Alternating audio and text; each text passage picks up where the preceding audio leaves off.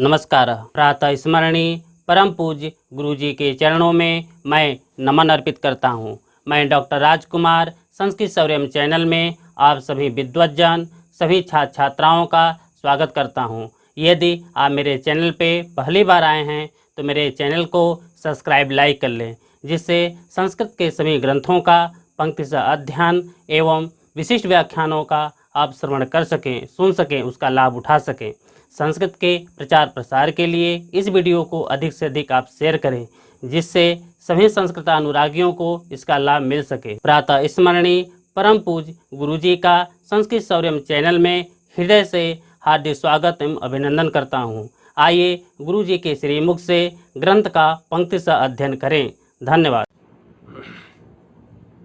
नमोऽस्त्वनन्ताय सहस्रमूर्तये सहस्रपादाक्षिशिरोरुबाहवे सहस्रनाम्ने पुरुषाय शाश्वते सहस्रकोटियुगधारिणे नमः।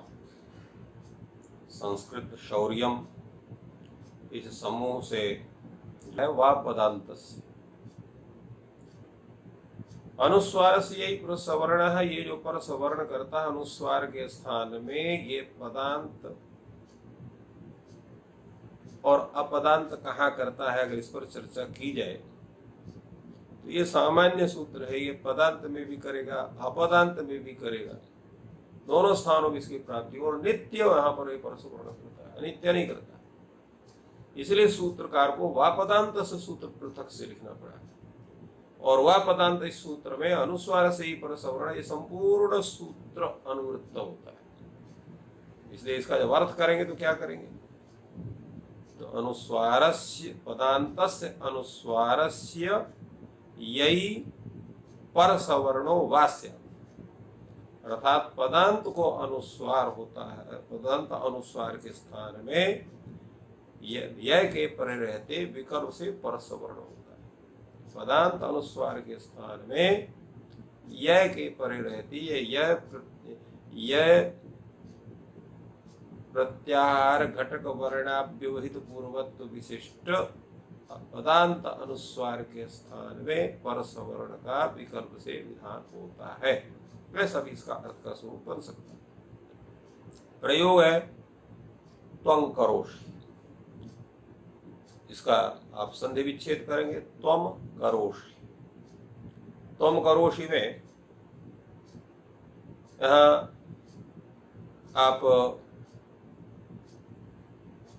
जो है मोनुस्वारा सूत्र लगाएंगे। मांत पद कौन है, तुम है, उसको क्या होना चाहिए, परसवर्ण होना चाहिए। तो यहां पर जो है तो हलोन्त्य सूत्र की सहायता से तुम का जो मां है अंत्य, उसको अनुस्वार होगा, और अनुस्वार जब हो जाएगा तो बनेगा त्वं करोषि। और ऐसी अवस्था में यहां सूत्र लगेगा अनुस्वार से, अनुस्वार से ही परसवर्ण।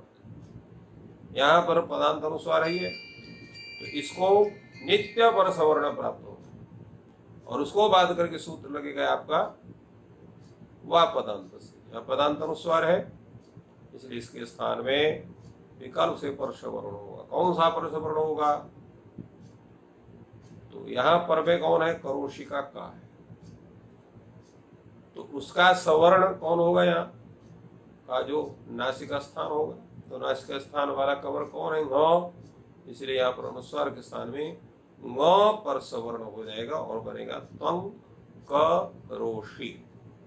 तो अब यहाँ पर फिर जीनम जनम परिण संयोज्यम, इस न्याय के अनुसार वर्ण सम्मेलन होकर त्वं करोषि बनेगा, और पक्ष में केवल अनुस्वार ही रहेगा। इस तरह से दो प्रयोग बनते हैं इसके। अगला जो सूत्र है, ये तीन सूत्र सामने आ रहे हैं। इन तीनों सूत्रों का जो विधान है, वस्तुतः ये तीनों के तीनों मोनुस्वार के अपवाद बाधक है। और आपको बता दें कि यहाँ 8वें अध्याय के प्रथम पाद के जो है 16वां सूत्र है पदस्य, जिसका अधिकार आ रहा है, और वही जो है उसका अधिकार कहां तक है, तो अपदांत से मूर्धन्य, ये सूत्र आपके तृतीय पाद का ये 55वां सूत्र है, इसके पूर्व तक अर्थात 8-3-54 इडायावा सूत्र है, वहां तक ये पदस्य का अधिकार है। तो पद के स्थान में ही वो कार्य करेंगे जितने हो। इसलिए यहां पर जो है मोनुस्वार यही पदांत मकार को अनुस्वार करता है।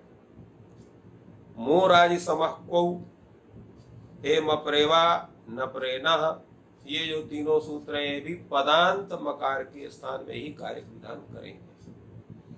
यद्यपि वृत्ति में कहीं भी पदस्य शब्द या पदांत शब्द का उल्लेख नहीं है लघु सिद्धांत कौमुदी, परंतु सूत्र का स्वरूप होने के कारण इसका ग्रहण आपको करना पड़ेगा और उसी रूप में अर्थ ग्रहण करना पड़ेगा। और उत्सर्गापवाद जो व्यवस्था है वो समान उद्देश्यक, समान निमित्तक, समान विधेयक स्वरूप में ही होता है। जब समान उद्देश्य हो, समान विधेय हो, ऐसी व्यवस्था में ही अपवाद का सिस्टम बनता है। विशेष रूप से समान उद्देश्यक कार्य अगर कहीं है, विधेय तो भिन्न भी हो सकते हैं, जैसे यहाँ पर भी भिन्न विधेय है। समान उद्देश्यक समान निमित्तक कार्य ऐसा मान सकते हैं, तो समानोद्देश्यक कार्य। तो देखिए यहाँ पर जो है मोनुस्वारा मांत पद को अनुस्वार होता है, ये करता है। मांत पद को ही जो है मोराय समः को से मकार का विधान होता है, हेम परिवा से मौक जो है इससे भी जो है माँ का विधान होता है, न परिणव से सूत्र से वहां पर न का विधान होता है। तो यहाँ समान उद्देश्य सब जगह पदांत मकार है। ये बात अलग है कि कहीं पर उस पद विशेष का भी उल्लेख हो गया है, परंतु सामान्य रूप से पदांतस्य मस्य अनुस्वारा, पदांतस्य मस्य मह, पदांतस्य मस्य नः इत्यादि जो है विधान का स्वरूप है। चलिए हम लोग आते हैं मुख्य स्वरूप में। सूत्र आपका है, अब ये प्रयोग आपके जो बता रहे हैं कि आपने अनुस्वार संधि का, अनुस्वार संधि के बाद अनुस्वार के स्थान पर सवर्ण का जो स्वरूप है उसको आपने पढ़ा, और पर अनुस्वार विधान करने वाले दो सूत्र हैं, मोनुस्वार निश्चय पदांत जली। पर सवर्ण विधायक, वो विधायक भी दो सूत्र है, अनुस्वार से यही पर सवर्ण और वापदंत। और मकार के को उद्देश्य करके, पदांत मकार को उद्देश्य करके विधान करने वाले तीन सूत्र हैं, मोराज समः को, हेम परिवा न परिणा। इन तीनों पर हम चर्चा करते हैं। सर्वप्रथम पहला सूत्र है आपका मोराजी समः को, ये क्विप शब्द का ये अनुकरण है। क्विप में क्वी बचता है शुरू में, यदि क्वी नहीं बचता हो तो सर्वापहार लोप होता है पूरे का, परंतु उसका एक उल्लेख रूप में क्वी का, और क्वी का सप्तमी एक वचन में कौ रूप बने, कौ राजी। कौ यह राजी का विशेषण है, जिसका आपने अर्थ किया कि बनते राजतौ परे, क्यों प्रत्यांत राज शब्द के परे रहते हैं। समः मह, तो समः मह है, परंतु यहां दो माँ लिखे हुए हैं वृत्ति में, एक समः मस्य म एव से, तो एक माँ कहां से आगे, तो एक माँ आएगा मोनुस्वारा सूत्र से। मोनुस्वारा सूत्र में जो माँ है वो षष्ठ्यंत है। मोराज समः को में जो माँ है वो प्रथमांत है। तो मोराज समः को में मो ये प्रथमांत, राज सप्तम्यंत, समः ये षष्ठ्यंत और कौ ये सप्तम्यंत। क्वौ जैसा हमने बताया कि राज्य का विशेषण है, इसलिए उसका अर्थ हुआ क्युबंते राजतो परे, और समः ये षष्ठ्यंत है तो समः, और इसमें जो षष्ठी है वो अवयव षष्ठी है। अवयव कौन है? मोनुस्वारा से अनुवृत्त मह, इसलिए हो गया समो मत्स्य, और प्रथमांत है तो मत्स्यात्। इस तरह से वृत्ति बन गई। प्रत्यांत राज शब्द के परे रहते सम के मौ के स्थान में म का विधान होता है। प्रयोग आपका है सम्राट, राजती विराट। यहाँ का पर जो है चुप प्रत्यय हुआ, क्यों का श्रमापहार लोप हुआ, प्रातिपदिक संज्ञा हुई, और प्रथमा एक में जो सु आएगा, सु का जो है हलियादि लोप होगा, और जा को जस्त हो करके यहाँ पर नहीं हो ब्रश ब्रश इत्यादि सूत्र से यहाँ पर जो है जा के स्थान में डा का विधान हो जाएगा, और खर्चा से चर वाव सारे से चर होकर के राट राड ये दो रूप बनते हैं। तो राट शब्द तो समधन राट, तो समधन राट की अवस्था में यहाँ राट शब्द परे है, कुछ प्रत्यांत राट शब्द परे है, सम का माँ है, माँ को मोनुस्वार से अनुस्वार की प्राप्ति होती है क्योंकि ये पदांत माँ, और उसको बात करके सूत्र आता है मोराय समा को। ये कहता नहीं, अगर प्रत्यांत राज शब्द परे है तो मौ के सम के मौ के स्थान में माँ का ही विधान होगा, इसलिए माँ के स्थान में माँ का विधान होगा। जब माँ का विधान हो गया तो पुनः उसकी प्रवृत्ति होनी चाहिए कि नहीं होनी चाहिए? पुनः मोनुस्वारा से अनुस्वार हो जाए माँ के विधान के बाद भी, तो क्या नहीं हो सकता है? उसके दो कारण। पहला तो यहाँ पर विधान सामर्थ्य से, जब माँ को अनुसारी करना था तो माँ का विधान क्यों किया गया? और दूसरे जो यहाँ पर जो है अपवादत्वाद बात किया है, तो अपवाद के विषय में उत्सर्ग शास्त्र की प्रवृत्ति नहीं होती है बात होने से। इस कारण से यहाँ उत्सर्ग शास्त्र जो अनुस्वारा है उसकी पुनः प्रवृत्ति नहीं होगी, इस कारण से सम्राट ऐसा ही स्वरूप बनेगा। अगला आपका सूत्र है हे मपरे वा। हे मपरे वा में यहाँ पर पदस्य का अधिकार है, जैसा हमने बताया वो आपको यहाँ आता ही है। साथ में यहाँ जो है मोनुस्वारा से षष्ठ्यंत मोह इस पद की अनुवृत्ति होती है, और मो राज्य समक को इस सूत्र से प्रथमांत मोह शब्द की उपस्थिति होती है। और इस तरह से आपका यह अर्थ बनता है मपरे हकारे परे मत्स्य मोवा स्यात् अपने से आप जोड़ दीजिए। तो ये मपरे हकारे परे अर्थ कैसे निकला?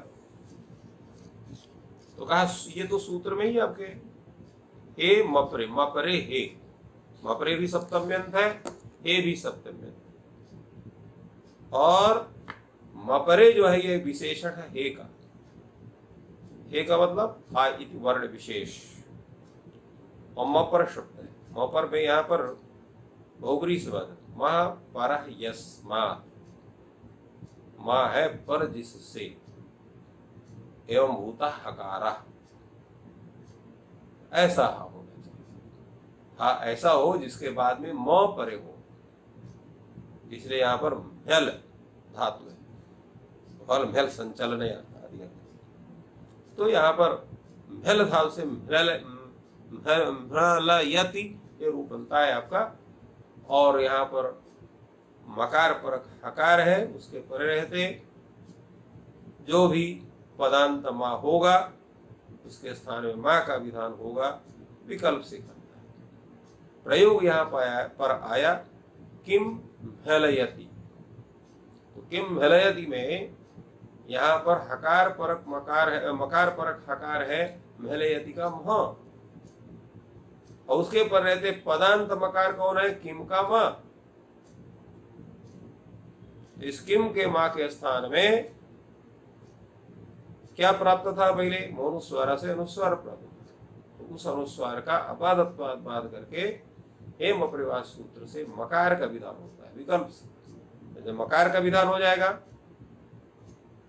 तो यहाँ किम हेलयति प्रयोग करेगा, चूंकि विकल्प से विधान है इसलिए किम के मकार को पक्ष में अनुस्वार होगा, तो अनुस्वार होने पर से किम हेलयति। इस तरह से दो रूप बनते हैं, एक रूप किम के मकार के स्थान में मकार का विधान वाला इसका किम हेलयति, और दूसरा किम के मकार को मनुस्वार से अनुस्वार करने पर इसलिए किम हेलयति। इस तरह से दो रूप यहाँ सिद्ध हो गए। और इसी में एक वार्तिक भी है, वो कहता है यवल परे यवला वा। तो यवल परे यवला वा का जो इसकी भी वृत्ति बनानी पड़ेगी, बिना वृत्ति बनाए इससे आप कार्य नहीं कर सकते हैं। कैसे वृत्ति बनाएंगे? तो हे मपरे वा से यहां पर हे इतने की अनुवृत्ति करेंगे, तो यवल परे हे ऐसा, और मोनुस्वारा से म की अनुवृत्ति करेंगे, षष्ठ्यंत माँ की, और मोराय समको से प्रथमांत नहीं, इसका प्रथमांत नहीं, इसकी अनुवृत्ति नहीं करना है, केवल मोनुस्वारा से म की अनुवृत्ति है। तो पदान्तस्य मस्य यवला स्युः यवल परे हकारे पर, यवल परे हकारे परे, या इसको इस रंग से लगा दीजिए, यवल परे हकारे परे पदान्तस्य मस्य यवला वा स्युः, अर्थात यवल परक हकार के परे रहते पदांत मकार के स्थान में क्रमशः यवल का विधान होगा। क्रम कहाँ से आएगा? तो क्रम आएगा यथा संख्यम अनुदेश समानाम सम संबंधी विधिर यथा संख्यम स्यात्। सम संबंधित, सम संबंधित तब क्या है? स्थान्यादेश भाव का स्वरूप नहीं बनेगा, यह निमित्त आदेश भाव संबंध है। निमित्त है यवल परक हकार और आदेश है यवला, उद्देश्य है आपका मां, पदांत मां। तो यहाँ निमित्त विधेय उद्देश्य भाव संबंध, तो निमित्त उद्देश्य होगा, हम यहाँ निमित्त भी समसंख्याक है और विधेय भी समसंख्याक। विधेय कौन है? यवला। निमित्त कौन है? यवला परक हकार। यवला भी यहाँ पर जो है सामान्य रूप से निमित्त नहीं है, यहाँ पर तो निमित्त विशेषण है, क्योंकि मुख्य निमित्त तो हा है, परंतु किंचित विशेषण विशिष्ट हकार है। कौन से है विशेषण? यवला। तो यकार परक यपरे हकारे पदान्तस्य मस्य यह भवति, लपरे हकारे वपरे हकारे पदान्तस्य मस्य व भवति, लपरे हकारे पदान्तस्य मस्य ल भवति। इस तरह से हमको अर्थ करना पड़ेगा तीनों को मिलाकर, इसलिए आपका ये प्रयोग सिद्ध होगा। ये तीन प्रयोग है आपका, किम धन ह्यः, किम धन वलयति और किम धन लादयति। ये तीन प्रयोग है। किम तीनों जगह पर किम है, एक जगह यह परक हकार है यह में, एक जगह व परक हकार है वलयति, किम वलयति, और एकत्र ल परक हकार है किम लादयति। इन तीनों में क्रमशः विधान किसका होगा? क्योंकि यवला कह रहे हैं, तो यवला भी दो दो है, दो या है, दो वा है, दो ला है, किसका विधान होगा? तो यहाँ पर भी क्या है? गुणकृत प्रयत्न से सादृश्य लिया जाएगा स्थानांतरतमा सूत्र के द्वारा। तो सादृश्य नियामक धर्म क्या लेंगे यहाँ पर गुण में? तो अनुनासिकत्व अनानुनासिकत्व, क्योंकि ये म जो है वो अनुनासिक है, तो नहीं, स्थानकृत सादृश्य भी ले सकते हैं अनुनासिक होने से भी, तो अनुनासिक गुण ही माना जाता है, दूसरा अनुनासिक गुण मान करके, परंतु यहाँ पर भेद है तो अनुनासिक स्थान है, तो यवल जो अनुनासिक हो उसका नासिका स्थान भी तद्रूप में मानना आवश्यक हो सकता है। ये तदर्थ स्थान के द्वारा भी सादृश्य ले सकते हैं। तो स्थान के द्वारा सादृश्य लेंगे तो माँ का स्थान नासिका है, या का भी स्थान है, वा का भी स्थान है, ला का भी स्थान है। तो यवल परक हकार पर रहते माँ के स्थान में क्रमशः य परक हकार पर रहते अनुनासिक या का, या और जो है व परक हकार पर रहते अनुनासिक वा का, ल परक हकार पर रहते अनुनासिक ला का विधान होता है। तो यहाँ वहाँ ला इस तरह से आप व्यवहार कर सकते हैं। तो इस तरह से ये 3 प्रयोग सिद्ध होते हैं।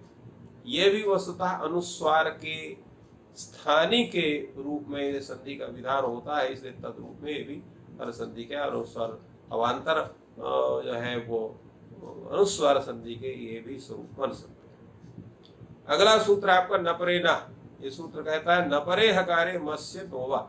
नपरे ना में भी यहाँ पर जो है हे मपरेवा से हे की अनुवृत्ति होगी और मोनुस्वारा से मौ की अनुवृत्ति होगी। तो नपरे हकारे मत्स्य नोवा से ये अर्थ इसका बनेगा। सब जगह यहाँ पदांत से हमने बताया है, पदांत पदस्थ का अधिकार है, इसलिए बनेगा पदांत होगा। तो यहाँ पर भी नकार परक हकार पर रहते पदांत जो मकार उसको नकार होता है विकल्प से, ऐसा करें। तो किम धन हनुते पदांत मकार है किम का मा, न परक हकार हनुते का हा है, तो उसके पर रहते यहाँ क्योंकि मकार के स्थान इस सूत्र से नकार का विधान होगा तो किन हुनुते बनेगा, और जब नहीं होगा तो किंग हुनुते अनुस्वार हो जाएगा मनुस्वार से। तो इस तरह से यह माँ को उद्देश्य करके और मनुस्वारा सूत्र को अबाधत्वाद बाध करके ये हमारे समक्ष ये 3 कार्य उपस्थित होते हैं। पहला कार्य है सम के स्थान, सम के मतलब पदांत मौ के स्थान में, उससे विशेष रूप से सम के माँ के स्थान में मकार का विधान। हे बपरेवा से वहां पर भी मकार के स्थान में मकार का विधान। वार्तिक यावला पर यवलावा से क्रमशः यावाला का विधान। और न प्रेरणा इस सूत्र से पदांत मकार के स्थान में नकार का विधान। ये इस संधि का स्वरूप होता है अंतर संधि का। अब इसके बाद आपके समक्ष उपस्थित हो रही है जो है वो आगम विधान रूप संधि। इसमें आगम करें, एक बात बतलाना आवश्यक है कि विधेय या आगम कैसे बन जाता है। कौन है जिसको आगम बना देता है? बाकी विधेय नहीं बनते हैं, कुछ विधेय आगम बन जाते हैं। तो वस्तुतः आगम विधेय को आगम बनाने वाले 2 सूत्र हैं। एक सूत्र है आद्यंतो टकितो और एक सूत्र है मिदचोन्त्यात् पर। अगर इन 2 सूत्रों को हटा दीजिए तो ये जितने भी टित कित हैं, मित हैं, ये सब आदेश के स्वरूप को प्राप्त हो जाए। तो ये 2 सूत्र जो है आद्यंतो टकितो मिदचोन्त्यात् परः, यही 2 सूत्र ही विधेय को आगम का स्वरूप है।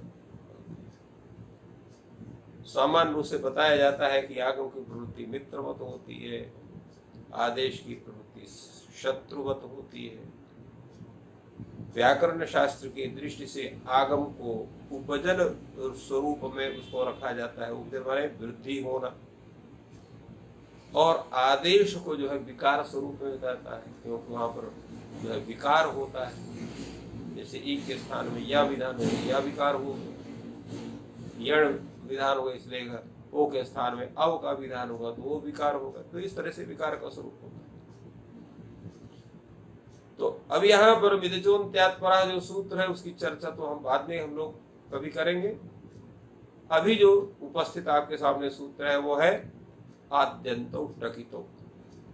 ये सूत्र कहता है टित कितौ यस्य उक्तौ तस्य क्रमादाद्यन्ता वयवौ स्तः।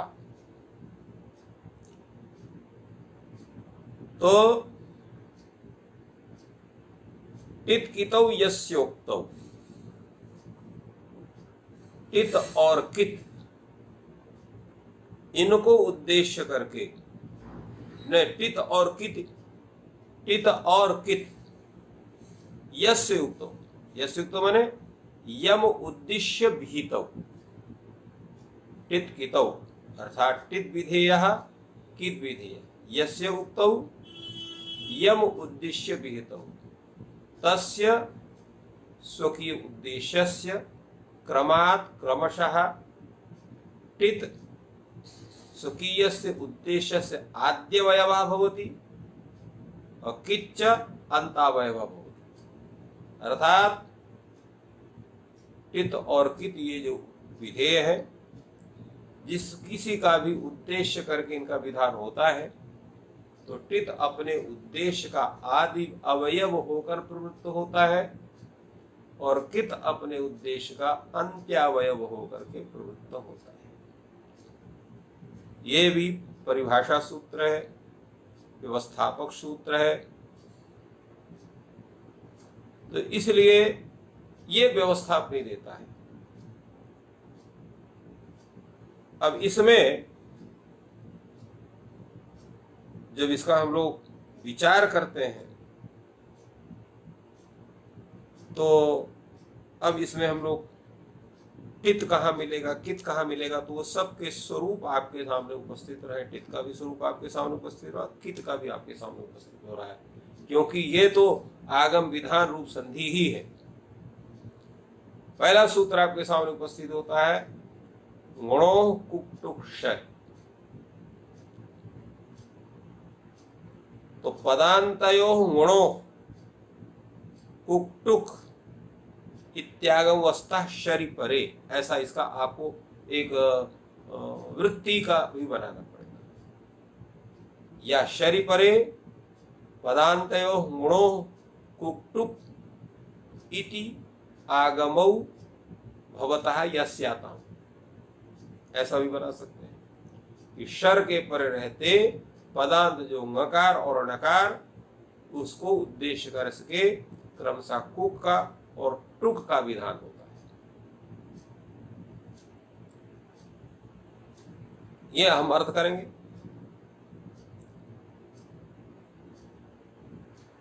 अब यहीं पर एक वार्तिक है। अच्छा, ये विधान भी होता है, विकल्प से होता है, तो विकल्प कैसे आएगा यहाँ पर? तो वह पदांत से सूत्र से यहाँ पर वाक्य की अनुवृत्ति करेंगे, इसलिए वह आ जाएगा यहाँ पर।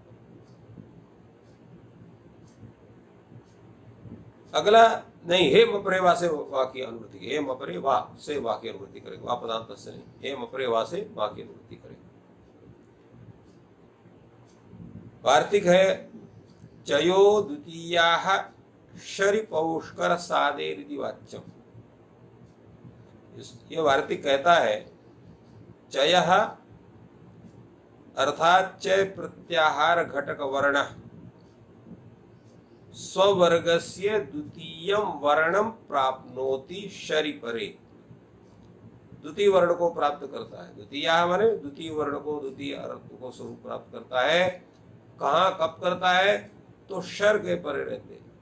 और ये कहते हैं ये पाणिनि का मत ज्ञान नहीं है, पौष्कर सादे रीति वाच्यम, कोई पौष्कर सादि आचार्य हुए उनके मत का उल्लेख यहाँ पर कात्यायन ने किया। आपका उदाहरण है एक पदांत ङकार का, एक पदांत नकार। पदांत ङकार का उदाहरण है प्रांग षष्ठः, और पदांत नकार का उदाहरण है सुगण षष्ठः। तो प्रांग धन षष्ठा और सुगण धन षष्ठा। अब देखिए यहाँ पर एक जगह पदांत ङ है, प्रांग में ङ है, शर पर रहते षष्ठा का श है, और द्वितीय उदाहरण जो है सुगण षष्ठा में, यहाँ पदांत नकार है सुगण कर्ण, और शर परे रहते षष्ठा का श। इन दोनों के पड़े रहते यहाँ पर सूत्र लग जाएगा अपन गुणों कुक्टक्षर। ये कहता है पदांत गकार को नकार को कुक्टुक का आगम होता है शर परे रहते विकल्प से, तो पदांत ङ है, शर के परे रहते प्रांग में ग, उसको कुक होगा। और सुगण धन षष्ठा है, यहाँ पदांत णकार है, उसको टुक होना चाहिए। क्यों होगा कुक टुक? गा को ही को कुक हो, उसको टुक क्यों ना हो जाए? या सुगण के ण को टुक क्यों हो, उसको कुक क्यों ना हो जाए? तो यहाँ पर आपको यथासंगम समानाम इस परिभाषा की प्रवृत्ति होगी कि कुक में यहाँ पर उद्देश्य और विधाय दोनों सम संख्या, गाणा ये दो उद्देश्य हैं और कुक टुक ये दोनों विधेय, दोनों सम संख्या के उद्देश्य विधेय भाव संबंध यहाँ है। तो संबंध रहने से कैसे होगा? क्रम से होगा, अर्थात प्रथम के स्थान में प्रथम, द्वितीय के स्थान में द्वितीय।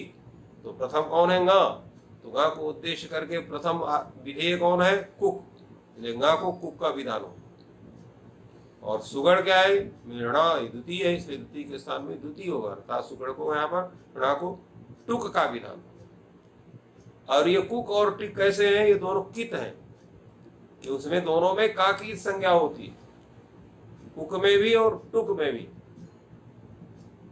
इसलिए एक कित होने के कारण अपने उद्देश्य के अंत्य अवयव होंगे, अर्थात कुक प्रांग में ङ का अवयव बनेगा और टुक जो है वो सुगण में ण का अवयव बन करके बैठेगा।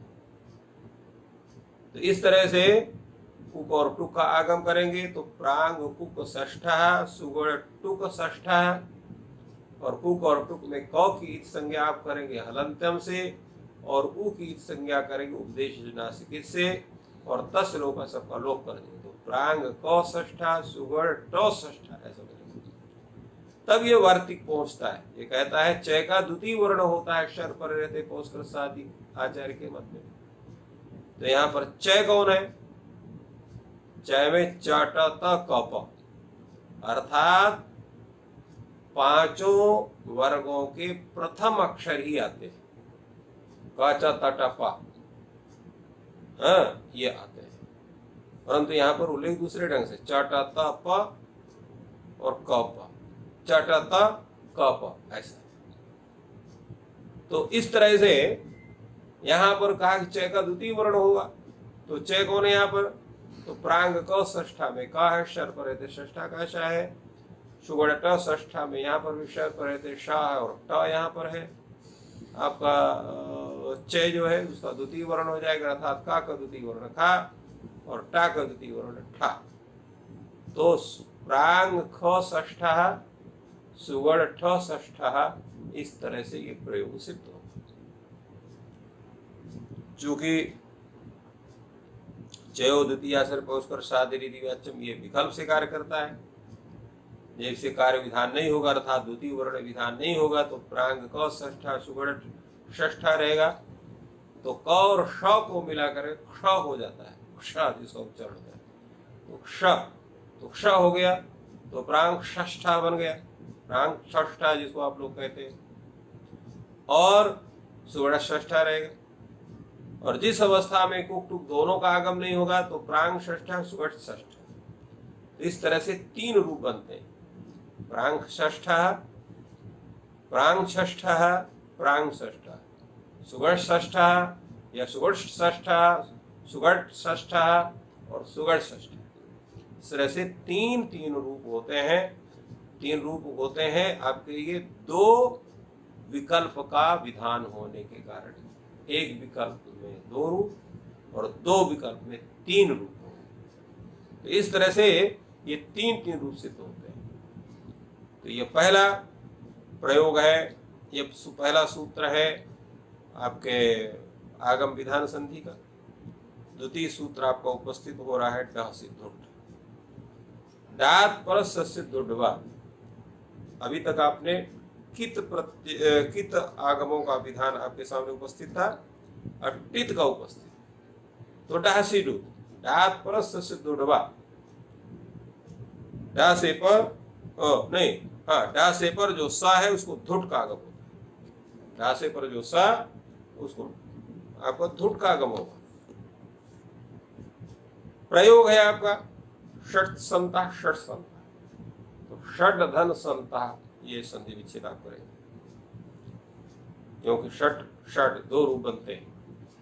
षट शब्द है, जस तो करेंगे तो षट बनेगा, और वाव स्वानिश्चित करेंगे तो षट बनेगा। षट षट दो रूप बनते हैं। तो षड धन संता जब ये स्वरूप रहेगा तब आपका डासी धूट सूत्र लगेगा। डासे पर यहाँ पर सकार है, संता का स, उसको धुट का आगम होगा। कहाँ होगा? तो आद्यंतो टकितो, चूंकि ये टित है इसलिए अपने उद्देश्य का आदि अवयव बनेगा। इसका उद्देश्य कौन है?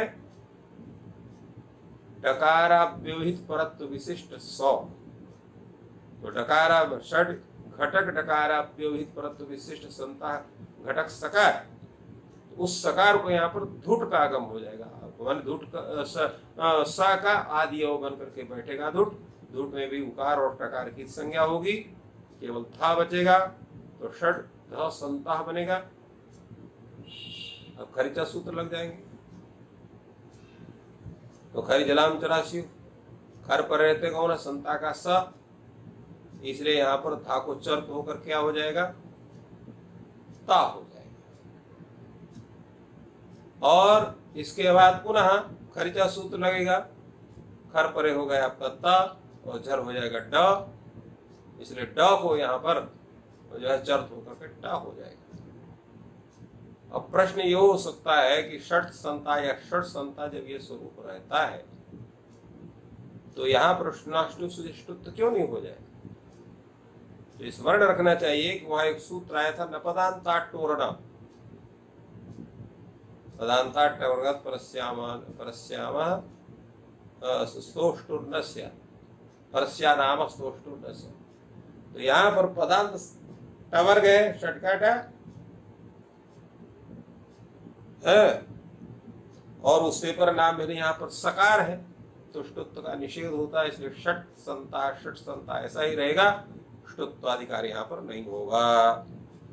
इस तरह से षट संता ये रूप बना, और जब धुट का आगम चूंकि विकल्प से होता है, जब नहीं होगा तो षट के डा को खाली खर्च होकर के षट संता रूप बनेगा।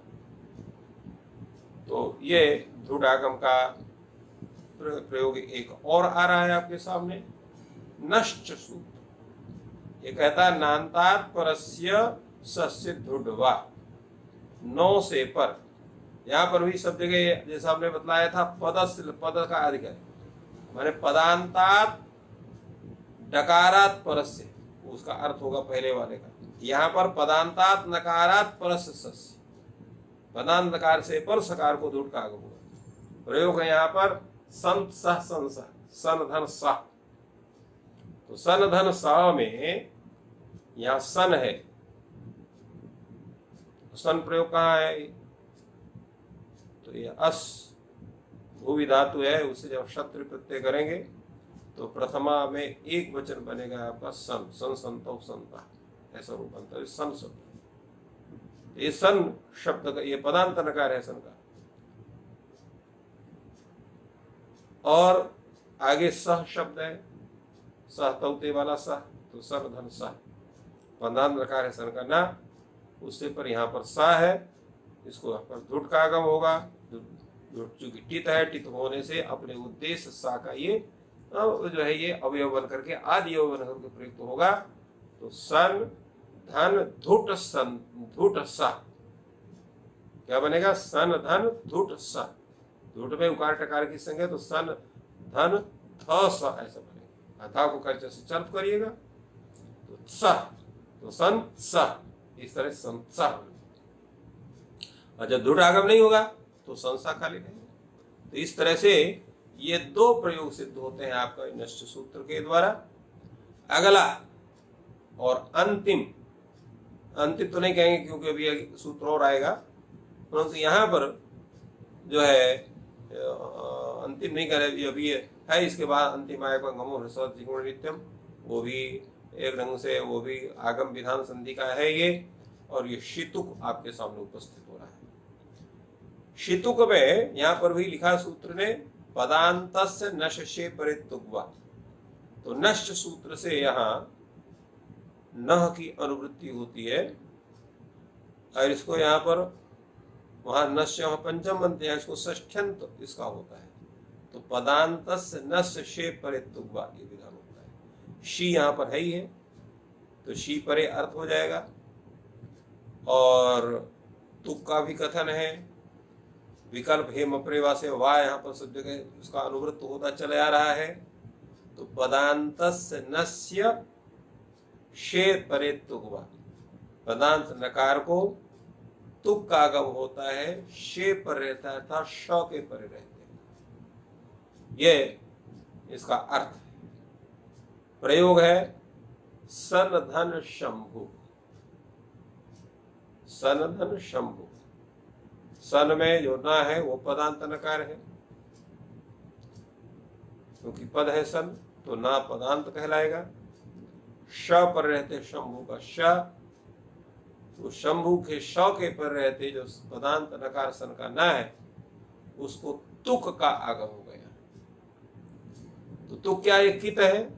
तो कित होने से यह अपने उद्देश्य का अंत्यावय बनेगा। इसका उद्देश्य का होना सन का ना, उसका अंत्यावय हो गया, अर्थात सन तुक धन शंभु बनेगा। तुक में उकार और ककार की संज्ञा हुई तो सनत शंभु बनेगा। जब सनत शंभु यह स्वरूप बन गया, तब यहां पर क्या होगा कि सर्वप्रथम यहां जो है वो सचोटी सूत्र लगेगा। और सचोटी सूत्र क्या है? यहां सबसे पहले आपको करना होगा श्चुत। तो श्चुत तो पहले किसको करेंगे? ता को श्चुत करेंगे। तो शुद्ध होकर के वो चा हो गए, ता को चा हो जाएगा। फिर ना को श्चुत कर दिया तो ना को यहां हो गया, तो संच शंभु बन गए।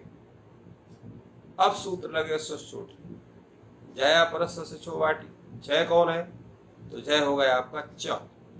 उससे पर यहाँ पर कौन है? शा, तो शंभु का शा। अट पर रहते कौन है? शा का अपरे हुए है, इसलिए यहाँ शंभु के शकार को आपने छा कर दिया, तो संयत शंभु बने। अब यहाँ पर सूत्र लग जाएगा झरो झरी सवर्णी। हल से पर जो झर, उसका लोप होता है सवर्ण झर के पर रहते। हल कौन है? यहाँ सै का या। झर कौन है? चा। सवर्ण झर कौन है? छा। उसके पर रहते यहाँ पर चा का लोप कर दीजिए, तो सै छंभु बन गए। क्योंकि लोप विकल्प से होता है, तो जब लोप नहीं होगा तो सै छंभु बन जाएगा। तो इस तरह से ये दो रूप बने। पहला रूप हुआ है आपका झर सवर्ण सूत्र से चकार का लोप होने वाला सै छंभु, और दूसरा रूप हुआ लोपाभाव पक्ष का सै छंभु, और तीसरा रूप भी आपके सामने आ रहा है। तीसरा रूप क्या है? सचोट से जब श के स्थान में छ का विधान नहीं हो, सचोट विकल्प से चकार का विधान करता है। सस्य छो वाटी वहां लिखा हुआ है। तो ऐसी अवस्था में स्वरूप बनेगा आपका सैच शंभु रूप बनेगा। तो तीन रूप हो गए, सैच शंभु, सैच शंभु और सैच शंभु। किंतु ये जो तुक का विधान ये विकल्प से होता है, तो तुक का विधान विकल्प से होने के कारण जब यहाँ पर तुक नहीं होगा तो सन धन शंभु है, स्तोश्चुनाश्चु सूत्र से शुद्ध हो जाएगा, न के स्थान में यहाँ हो जाएगा, तो सै शंभु रूप बनेगा। इस तरह से ये चार रूप होते हैं। प्रथम विकल्प आप झरो जो सवर्ण से पहले संपूर्ण शुद्ध करते हैं, हम तुकागम करते हैं, फिर इसके बाद शुद्ध करते हैं, ता को चा बनाते हैं, पुनः शुद्ध करके हम ना को या करते हैं, फिर सचोट से छ विधान करके श के स्थान में छा करते हैं। शंभु इस अवस्था में झरो झरी सवर्ण का प्रथम विकल्प उपस्थित होता है। तो जब लोप पक्ष हो गया तो सै शंभु, लोपाभाव पक्ष में संयत शंभु, और छत्वा भाव पक्ष में संयत शंभु, और तुगा भाव पक्ष में सै शंभु। तो इस तरह से विकल्प विधान के कारण यहाँ पर रूपों की संख्या बढ़ गई। इतने रूप हो गए, चार चार रूप इसकी सिद्ध हो गए। अगला है आपका और सबसे अंतिम जो सूत्र है ये आगम संधि का, वह है ngमो ह्रस्वात् दचि ngमुण नित्यम। हमने आपसे कहा था कि हलों का हल से भी संधि होती है, हलों का अच से भी संधि का स्वरूप बनता है। तो यहाँ देखिए, यहाँ हलों का अच से संधि का स्वरूप बन रहा है। हल है यहाँ पर जो आपका ngम, हल तो उद्देश्य है यहाँ पर, जो ngम को और मुट नुट का आगम हो रहा है, तो और अच को मान करके हो रहा है, अच को उद्देश्य करके हो रहा है, नहीं अच को निमित्त ही माना जाएगा उसको। तो ngमो ह्रस्वात् दचि ngमुण नित्यम, इस सूत्र में थोड़ा सा विचार करने लायक। यहाँ ngम है ये पंचम्यंत पद है, ह्रस्वात् भी पंचम्यंत पद है, और अच ये सप्तम्यंत पद है। गमुण और नित्यम ये दोनों प्रथमांत शब्द है। तो जैसा अभी हम लोग विचार करते चले आ रहे हैं कि जहां पंचमी का श्रवण होता है वहां सर्वत्र दशमादित्य सूत्र की प्रवृत्ति होती है, और जहां पर सप्तम्यंत पद का श्रवण होता वहां तस्मै निर्दिष्टे पूर्व सूत्र की प्रवृत्ति होती है। तो यहाँ तो दोनों है, पंचमी निर्देश भी है और सप्तमी निर्देश भी है, तो दोनों सूत्र प्रवृत्त होंगे, तो अर्थ कैसे बनेगा? तो अनर्थ हो जाएगा। एक कहता है कि जो है रस से पर जो ngम, तदंत जो पच, तदंत जो अच, अब अच में यहाँ पर तो सप्तमी है, अची है, अजब व्यवहित पूर्वत्व विशिष्ट से अर्थ करेगा वो, तो कैसे यहाँ काम चलेगा? एक परिभाषा है, उभय निर्देशे पंचमी निर्देशो बलीयान, जहां पर सप्तमी का भी निर्देश हो, पंचमी का भी निर्देश हो, वहां सप्तमी निर्देश बलवान होता है। तो यहाँ पंचमी निर्देश बलवान हो, पंचमी निर्देश बलवान हो, उभय निर्देश पंचमी निर्देश बलियान, अर्थात यहाँ पर पंचमी निर्देश मान के कार्य होगा, सप्तमी निर्देश को कार्य मान के नहीं होगा। तो फिर यहाँ क्या होगा? तो कहा पंचमी का निर्देश होने के कारण जो सप्तम्यंतत्व निर्दिष्ट जो पद विशेष है उसका षष्ठ्यंतत्वेन भी परिणाम हो जाएगा, अर्थात वो षष्ठ्यंत बना दिया जाएगा, षष्ठी की प्रकल्पना हो जाएगी। तो इस तरह से यहाँ पर जो अच ये सप्तम्यंत पद था, अब वो षष्ठ्यंत हो गया। इसलिए यहाँ पर अर्थ बना ह्रस्वात् परयोगम तदंतम यत् पदम तस्मात् परस्य अचः गमुट, अर्थात ह्रस्वात् परयोगम माने ह्रस्वाव्यवहित परत्व विशिष्टम यत्